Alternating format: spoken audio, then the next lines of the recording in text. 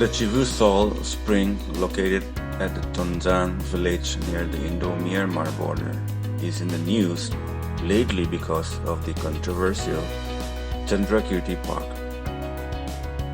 With some of my friends, we have decided to tour the place and see it for ourselves. We started off from Lamka town around 9:30 in the morning. The Tonjang village is about 58 kilometers from the Lamka town, and we expect to drive about 1.5 hours or more, as the road between Singat and Tonjang has not been maintained and we are told would slow us down. However, the road till Singat is well maintained and very good. As you can see, the road going from Singat toward Bahiang or Tonjang is not smooth. I like to mention that the road we are on is the Tedim road that connects India to Myanmar.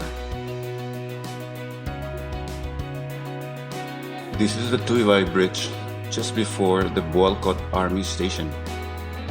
This is the historical Tuivai River, which flows from Myanmar into the Guita Kual, or the Guita Circle of villages.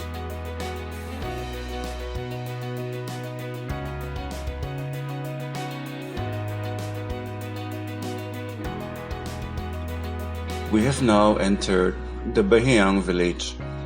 Bahiang is a border village on the boundary of India and Myanmar inside Myanmar. The population of Bahiang is roughly 1,000 with about 35 to 50 houses. Recently, Bahiang has been approved for Border Trade Center to serve as the second corridor to Southeast Asian trade next to Murray.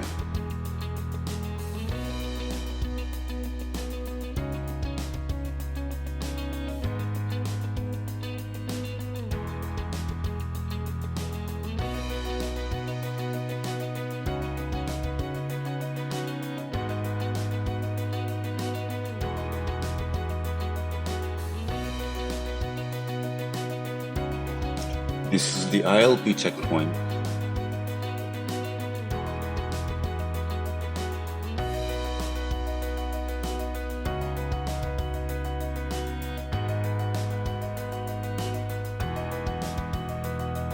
We have taken left from the Bahiang road to go toward Tonjang village. Tonjang is almost a stone throw from Bahiang.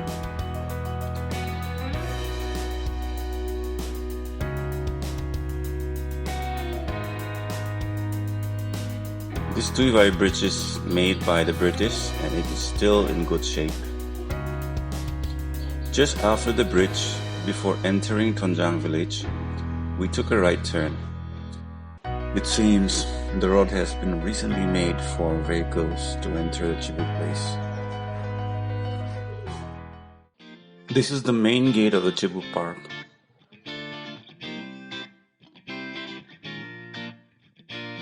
Let's take a look inside. The entire place is secured by brick and iron fence.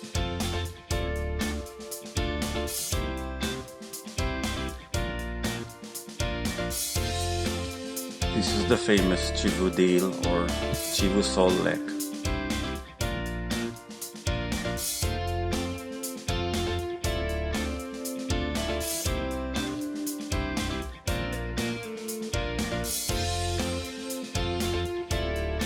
At the far end is where the Chivu stones are. We will go there later.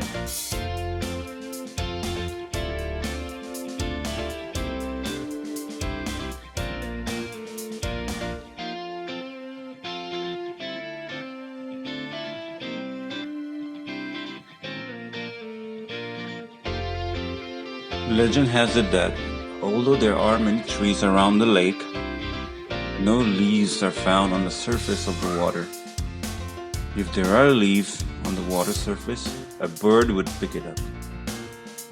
This place is very controversial at the moment because of the incorrect stone inscription and the decision to construct Chandrakirti Park based on false history. The Maharaja Chandrakirti has nothing to do with this place.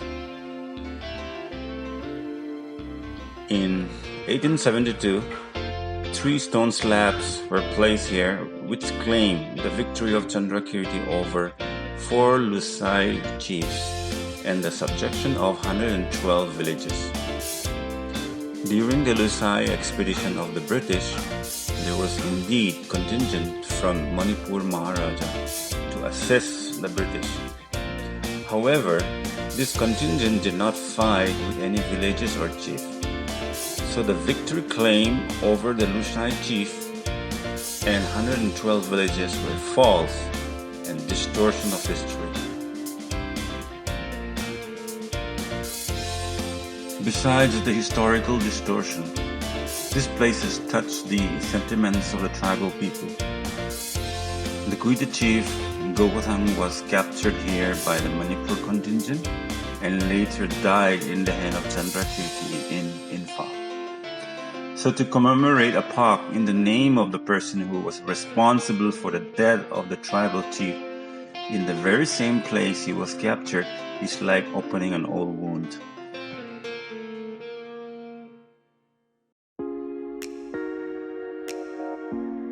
This is the foundation stone laid by the Chief Minister N. Biren Singh in December 2017. Next to it is the notice put up by the Archaeological Survey of India, which protect this lane, claiming the victory of Chandrakirti over the Lushais.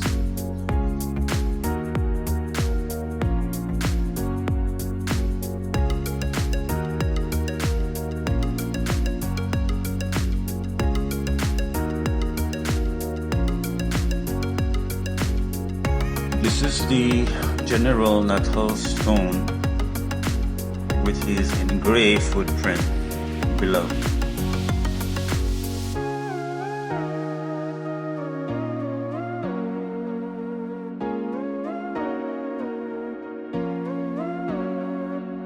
This is the Chandrakirti stone. This stone does not have the inscription anymore. I was told the stone has been destroyed many times, but the Meitei came to replace them with another. And below it is the engraved footprint of the Maharaja Chandrakirti stone.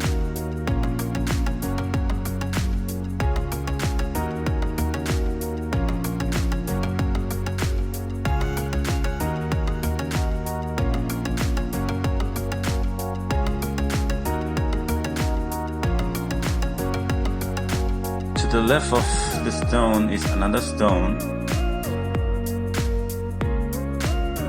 which symbolizes the Meitei Lord Tonjang and his wife.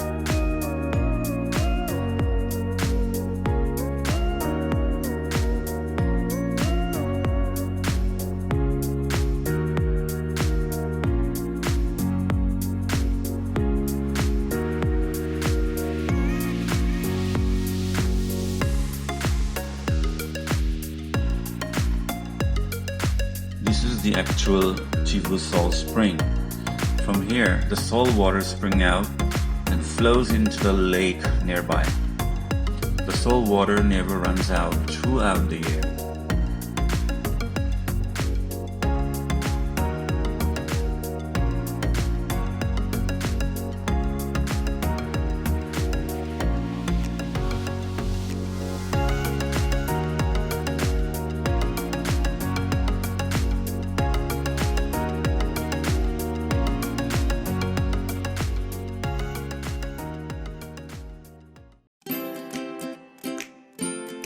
In the days of old, from time immemorial, the Chivu is the hub of making salt, a historical heritage for the tribals. Villagers from the surrounding areas came together to make salt. They boiled the salt water in many pots. They threw the residue of the salt water, and this became a heap of it. The entire place is covered with the ashes of the salt residue. So the place is called Chivu. Chi meaning salt and Fu ashes.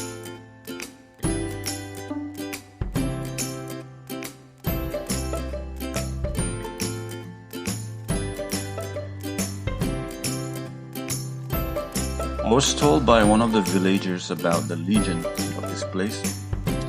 There was a blind lady named Ngai Nu who lived with her sister. When her sister got married, Ngai Nu was left alone without no one to take care of her. Her sister took Ngai Nu to the river Tuivai nearby and prayed to God to drown Ngai Nu. But instead, her sister got drowned in the river. Ngai Nu was so sad about her sister's death, she cried for days. The tears that fell off her eyes became salt water, and hence the salt spring in Chivu.